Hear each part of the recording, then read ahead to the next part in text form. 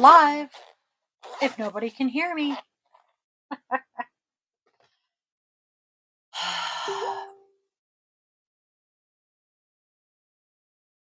It's a day. It's definitely a day.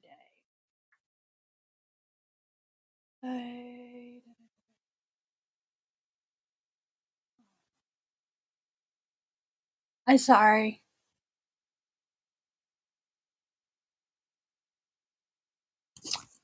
Apparently I forgot the puppy to potties. Or potty. My poor dogs. I forgot to take them out after they ate dinner. It's been one of those days. My poor puppies. All right. Lay the other way, Di. There we go. All right.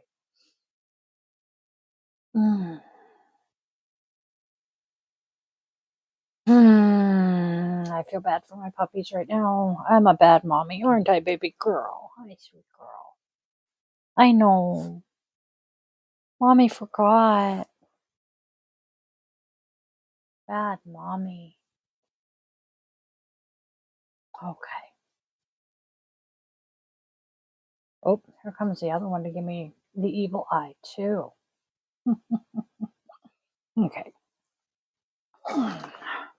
I am just getting home. I have been oot and a boot today.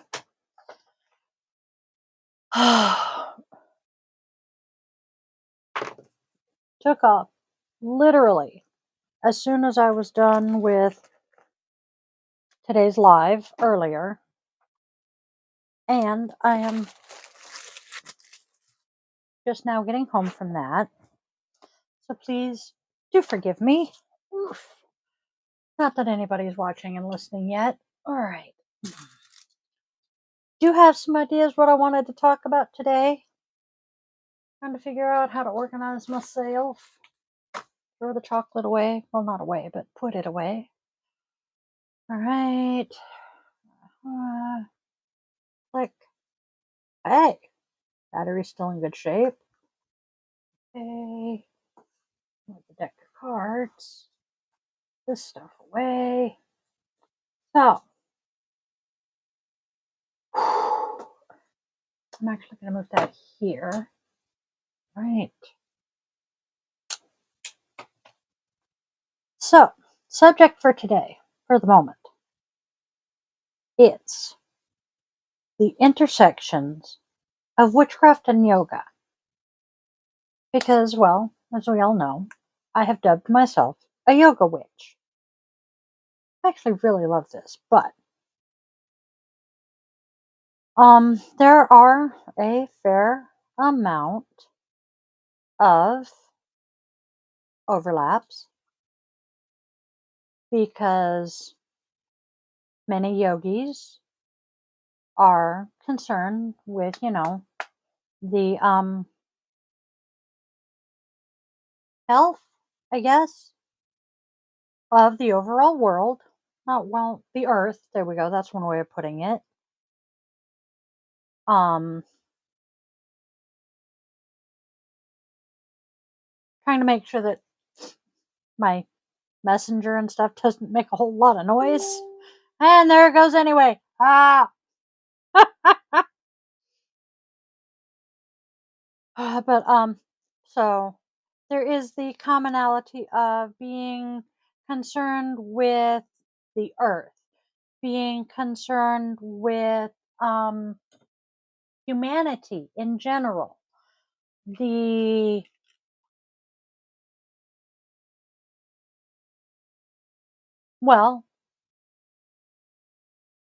non-harming happens to be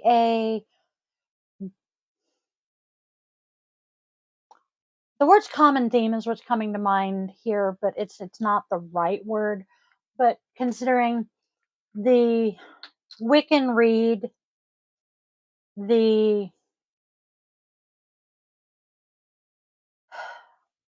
it tends to be shortened to harm none. Hey, Ash.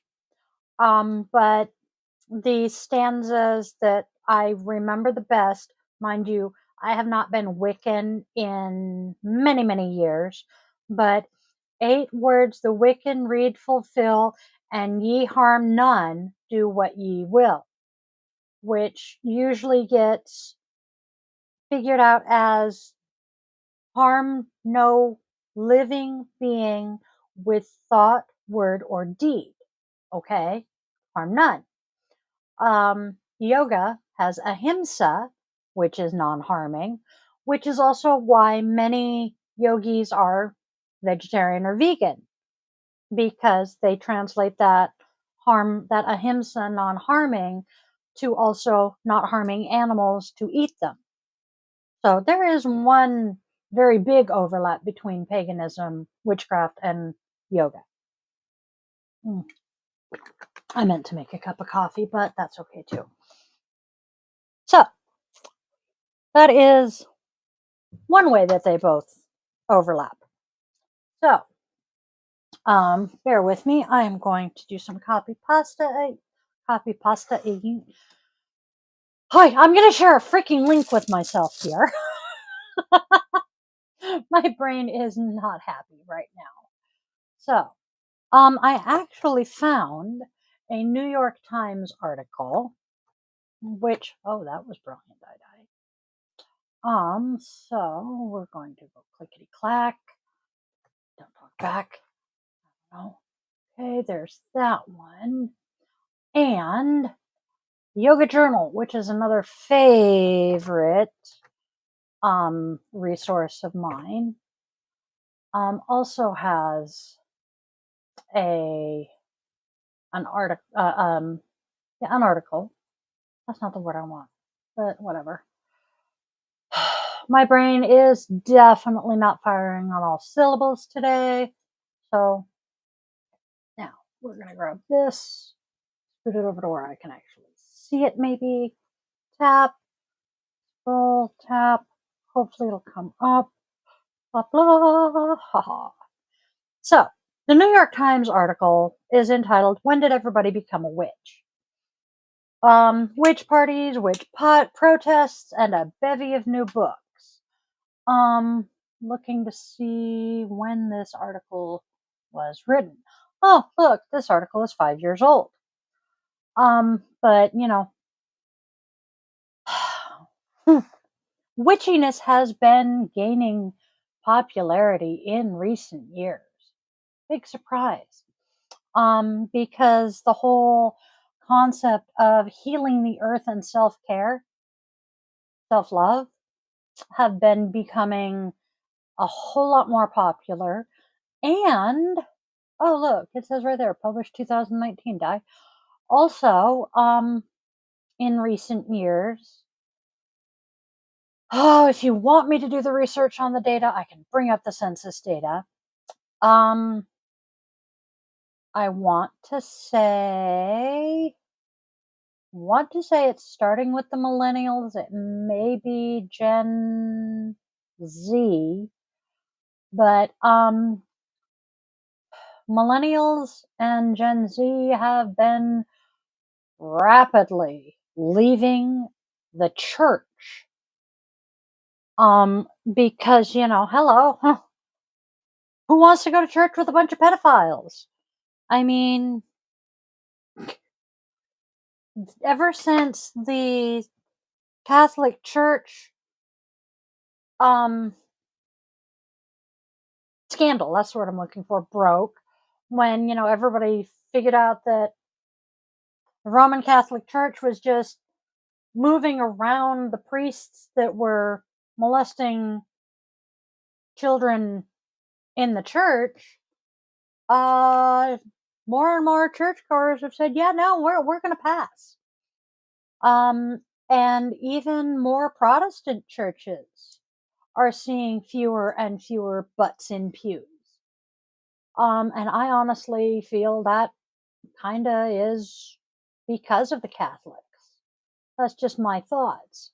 And then there's the fact that you look at the world today and people are going, how can a truly caring God that we are told loves us, let this shit happen. So people are turning away from the church and turning more and more towards nature-based religions because you can't see, touch, feel God, but you know, you can literally go outside and hug a tree. So I can see the logic here. And then um, this is the article. What witches in yoga have in common. I was reading this article earlier, and the lady who wrote it says that when she was a teenager, she herself dabbled in witchcraft, like many young girls do. Um, because especially young girls, we find that divinity not only in ourselves that witchcraft has, because the goddess, but it's powerful and it's empowering for a young woman because, and we're going to go back to the Christian church, so much of the Christian church has taken the divine feminine out to uplift and empower the patriarchy. And women are told, sit down, shut up, know your place. And today's woman is saying, fuck you. I do know my place. And it is right next to the men. I have a right to, speak and be heard. I have a right to defend myself and be my own person. And, but hey, what do I know? That was not what I meant to do. Tapped the wrong thing. So taking the glasses off so I can actually see what I'm doing here. So this article, it's not an article. What am I? It is an article. Okay. I swear that's not the right word, but it must be.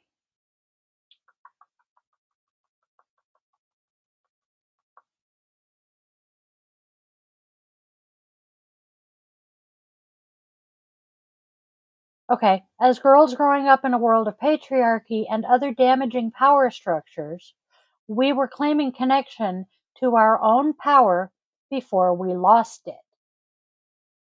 God, so true. And here's another quote. In her memoir, Initiated Memoir of a Witch, Amanda Yates Garcia, aka the Oracle of LA, calls attention to this seeking and questioning. Quote, left to their own devices, most teenage girls are natural witches. That certainly sounded like the author of this article and her cousins.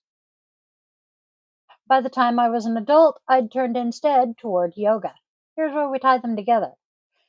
There I also found rituals and refuges, ways to connect to spirituality and feel strong, not just in spirit, but in body and mind. I found in yoga a home. But before yoga claimed me, there was a time when I explored the path of a witch. Sound familiar? I'm asking the people who know me. Because that's pretty much how I ended up a yoga witch.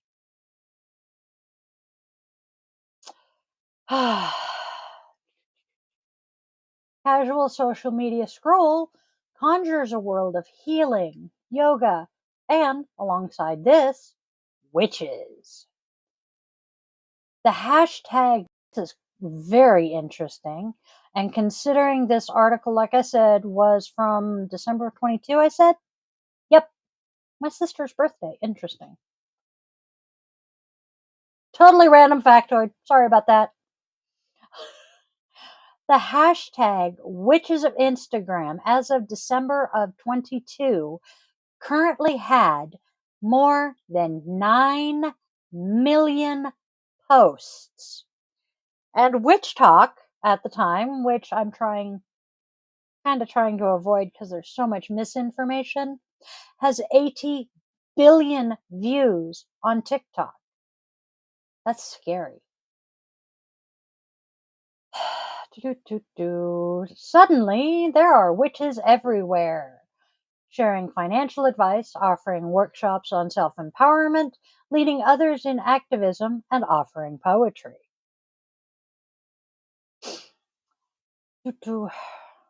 In many cases, the term witch has been applied to any woman who has chosen an alternative path or practiced earth based spiritual practices. Hello, furry overlord. I keep getting distracted because I'll close my office door, but I don't dare close it tight because the furry ones will complain. And the furry overlord decided to just come in and curl up by the heater. Witch is a word that it's a very loaded word because many people, especially younger people, and I'm talking, generally under 13, a lot of under 13s will substitute the word witch because they're not allowed to swear and say the word bitch. So, witch might be a moniker for any empowered woman or man. Hey, Steve. Might be an empowered woman or a man or even a non binary person who taps into their feminine power and wants to channel that power as a healing force in the world. Or it could also just be a person, generally a feminine presenting person, that you don't like or is unliked, disliked. Um the word witch is thrown around as an insult so often, especially by those who don't want to swear. And honestly, that pisses me the fuck off because being a witch is not an insult. It's not a bad thing. It's not an evil thing. But, my messenger started going batshit on my tablet. Sorry. So, contrary to what many books and the big screen would lead you to believe, a witch is quite often someone working to shift power toward the benevolent, often challenging the status quo and those benefiting from it. For eons, witches have been the ones rallying against oppressive systems, including the patriarchy. I'm now envisioning Barbie and Ken. God, that was a good movie, but still. When inherited structures of power and meaning aren't working, there is a longing for different ones. The witch, and this is a direct quote, the witch is the ultimate feminist icon because she is a fully rounded symbol of female oppression and liberation, writes Pam Grossman in Waking the Witch, Reflections on Women, Magic, and Power. Continuing the quote, the fact that the resurgence of feminism and the popularity of the witch are ascending at the same time is no coincidence. The two are reflections of each other. Grossman suggests the way we react to witches may say something about how we react to feminine power. Show me your witches, and I will show you your feelings about women, she says. Yeah, I can agree. Another answer to why now may be under our feet. Witches, like those drawn to yoga, prioritize an individual's connection to intuition and the earth. Says Laura Amazon, I'm thinking is her last name, an author, teacher, and scholar specializing in the goddess traditions. As Mother Earth struggles, we feel renewed urgency in our very selves to help rebalance the harmony needed in nature because we're a part of it. And then we get to my favorite author of the ones mentioned, different techniques, but the same intention. In her book, Yoga for Witches, which is hiding over there, I have a copy of it. Author Sarah Robinson explores the relationship between these seemingly different, but in some ways similar practice paths. Yoga is an embodied spiritual practice, a kind of ritual.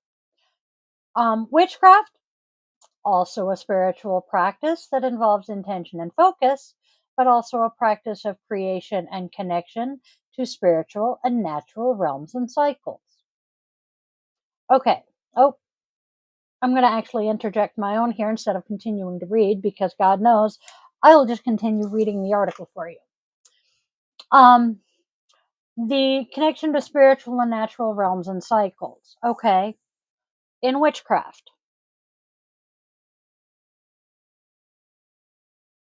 we tend to celebrate the moon. We do our full moon rituals, we do our new moon rituals. We celebrate the cycle of the moon. We have our sabbats, which we celebrate the turning of the seasons, the equinoxes, the why is my brain not cooperating with me? But okay, you get what I'm saying. So in yoga, what many people do to start their flow, their practice, is they start with a sun salutation. Sun A, sun B. Okay, there's actually a sun C as well, but most commonly, most people know sun salutation A. That is what I personally start 99% of my flows with. So there is also another common is the moon salutation to start an evening practice with. Are we seeing some similarities here? To go with this, as I was saying, we have the 8 limbs of yoga, which you have your yamas and niyamas, your do's and don'ts. The very first one is ahimsa, non-harming. We can read, harm none. There are a lot of similarities. Come on, Di, keep the brain going. Both yoginis and witches honor unseen energies. Some pagan paths work with the chakras. Yoga very much works with the chakras. I consider the way yoga practices engage with the energetic body, modulating prana through breath work, pranayama, postures, meditations, and intentions. Sankalpa, intention. What is magic? Magic is manipulating the energy around you to focus and focus your will. Because all you need for magic, all you need to practice witchcraft and magic is your intention. Your finger, your intention. That's all you need. The rest of the stuff that I have, my wand, my cauldron, my chalice, my candles, all of that, it's just extraneous stuff. Because, it helps. It's just trappings. You don't need any of it. All you need is what's up here. What do you need for yoga? What's up here? Because it's all intention. Am I making sense here, people? I think I am. And if we look to Patanjali's Yoga Sutras, we read about the siddhis, defined as mystical powers that are increased through practice, including clairvoyance and mind-body control. This feels like another word for magic. Let's see, what am I reading here? Okay. Of course, there's an everyday magic to yoga practice as well. To direct energy in yoga, a practitioner might work with postures and breath work. Okay, postures, asana. I personally, because of the fact I'm used to the word asana, I dislike the word postures because it just sounds wrong. Because they're not postures. The poses is a little more accurate, but postures just I hate it. It does not feel right. So, if I say postures and then correct myself, I apologize. But to direct energy in yoga, a practitioner might work with asana and breath work, but also mantras, essentially repeated words or phrases that help center and focus the mind. Okay, mantras are common in magic as well. They're actually fairly common with a lot of people these days, which is another reason to say magic is kind of seeping out into everyday life. With a mantra, you use words to craft, shape, dispel, and repel, much like what people think of as a witch's spell. How many of us have mantras that we use for, all sorts of shit? I have one. I have one that I am eventually going to get tattooed on my arm. Si se puede. Literally translates to yes, we can. That is my personal mantra. Because I swear to God, does not matter what it is, I will survive it. I can do anything. Yes, we can. I can do it. I will make it. Fucking got me through boot camp. The interdisciplinary dialogue between the witch and the yogi draws on intention, voice, embodiment, the hope of healing, and resistance to systems of harm. It's a call for a similar way of being and living.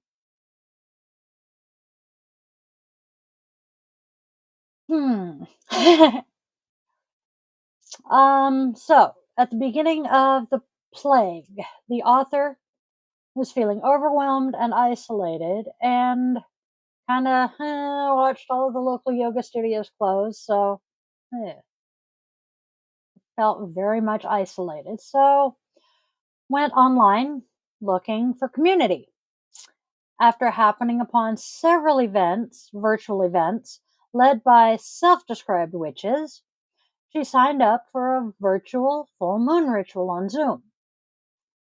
Um, Entered a virtual space to find a sold out community of diverse participants from across the world.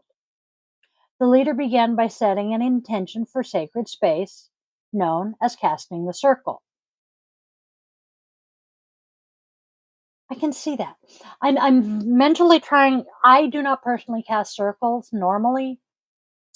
I do bubbles around myself when I'm casting, unless I'm actually in my circle. See you later, love. So I'm trying to imagine casting circle on Zoom, and then she talked about grounding through connection with nature and the rhythm of the seasons before meditation. Makes sense. Um, and the author was then reminded of the way a yoga teacher might set sankalpa or work with mantras to open the practice and shift energy for yoga. Um, so yeah, it does very much mesh and blend. And then towards the end, the high priestess asked to banish what no longer serves you, and um, which kind of made the author think of how often in yoga she would be in class and the teacher would say, release what no longer serves you, what you no longer need as you exhale. This is also a common practice. The techniques are different than what you experience in yoga, but it's, thank you, Warren, it's all the same. Beyond the asana, the breath work, and meditation, so much of yoga is invisible and energy work. What is magic? A yogi is usually someone who is concerned with the wellness of the planet and their themselves in it. And they wish to live their life in service and with intention by considering how they can move into and beyond the body to be in harmony with and help to others. How I've always tried to live, even before I became a witch or found yoga. I have always wanted to live in harmony with the earth and my fellow man. That's just me. So I am loving seeing how these two aspects of my life just seem to be meshing and melding together. It's really, really cool because when I first found myself on the yoga path, I never thought for a second about combining it with my craft. I didn't. I did just never thought about it until literally I was setting up the Patreon for Yoga with Di. And I'm sitting there going, what can I offer at this tier? Well, okay, we'll do this for this one.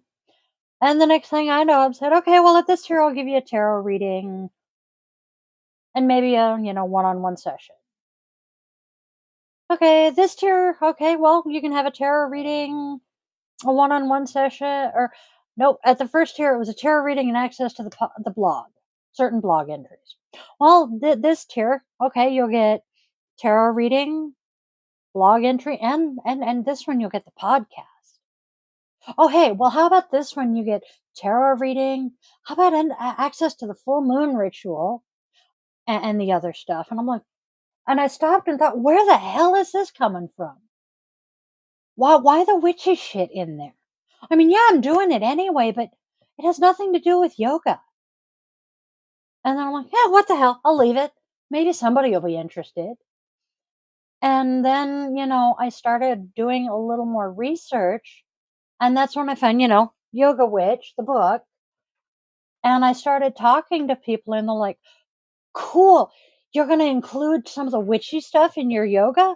That sounds cool. And I'm finding, more and more interest. And the more I look into it, the more I'm seeing correlations. And it's so much. There's so much more similarity to it than I thought.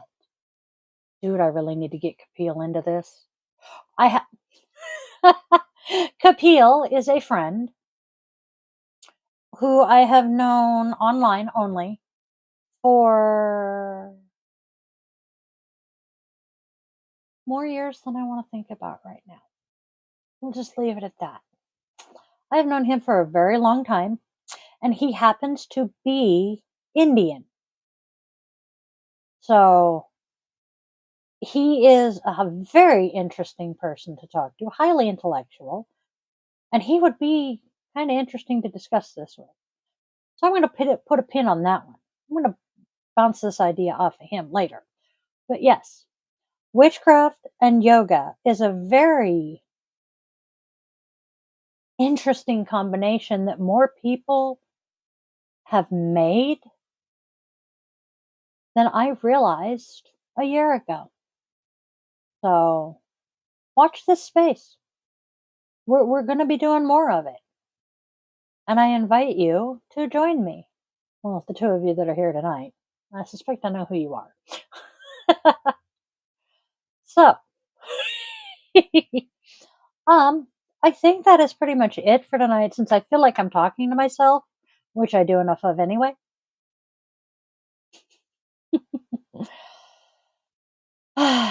Yes, the irony of three men watching a podcast about the divine feminine.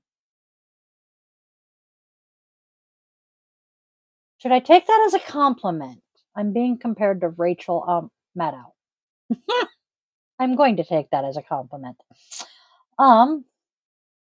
think I'm going to wrap this up for tonight and say I will see you guys tomorrow. We have, yeah, oh, yes. We have Friday tomorrow. God, how is it already Thursday? It's already the end of the month, too. How did that happen? Wasn't my birthday like just yesterday? Okay, not that it was my birthday, it's just the fact that my birthday was the beginning of the month, okay? But seriously, and the beginning of the year, but hey. Um, how is it already the freaking 25th? 5th? Shit, it is. How is it already the 25th of January? Anyway, that is it for tonight. Tomorrow we have our daily draw at, oh shit, full moon too.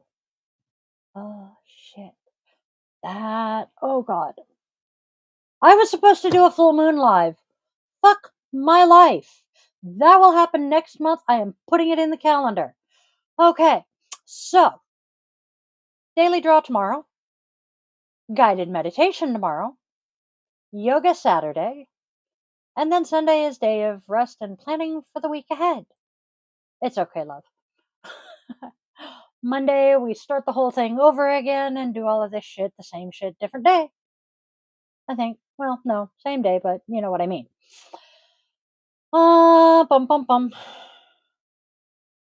Yep, yep, yep. Yes. It's all up here. I got people talking to me up here. Okay, I'm answering them. So, moving on. We have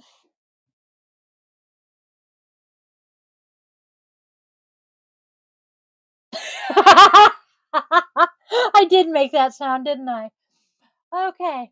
Um, I want to hopefully, and I was actually thinking about doing this possibly tomorrow. I may schedule it, so keep an eye on the socials. I am planning on doing a full moon crystal grid. I just got to get the shit together. And I will hopefully be able to go live while I do it. If I don't do it this month, that will be next month. It'll be tomorrow if I do it. I am so sorry, people.